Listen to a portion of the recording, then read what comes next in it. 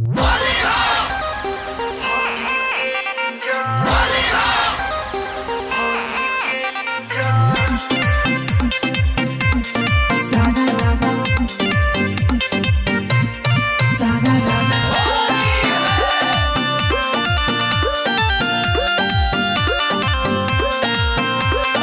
कहेली छोट न पातर चाही देवेली मिठ मिठ गानी हो। अरे कहेली छोट न पातर चाही देवेली मिठ मिठ गानी हो। अरे कहेली छोट न पातर चाही देवेली मिठ मिठ गानी हो। हमर भौजी के इंजन रहेला गरम से खोजेली मोटा पिचकारी हो। ना हो फगुआ भरला गता रहेली गरम से खोजेली मोटा पिचकारी हो।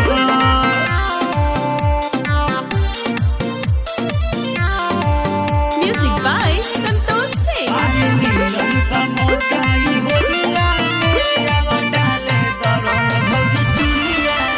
तेताए से धरई बाए से धरी सेंटर भिड़ा के पहिले दी हम कर। अरे देवरों से गंग डलवाला ये भौजी मिलेला छुट खाली होली में। तेताए से धरई बाए से धरी सेंटर भिड़ा के पहिले दी हम करी।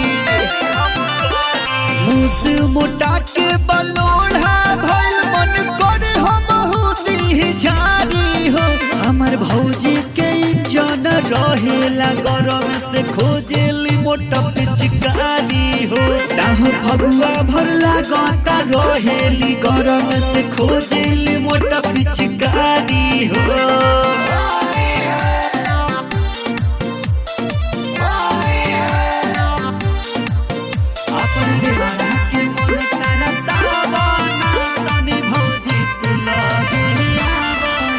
तनी हेने सट काहे रहता दूर हमर तो बात खाली लागता बे। अरे लाहे लाहे डाल लाहे लाहे यार के भाई डाल लाहे लाहे। तनी हेने सट काहे रहता दूर हमर तो बात खाली लागता बे पूरे। रंग लाल गुलाल लेके आइल बानी आवला गाती पर पानी हो। हमर भौजी के इंजन रहेला गरम से खोजेली मोटा पिचकारी हो। ना हो फगुआ भरला गता रहेली गरम से खोजेली मोटा पिचकारी हो।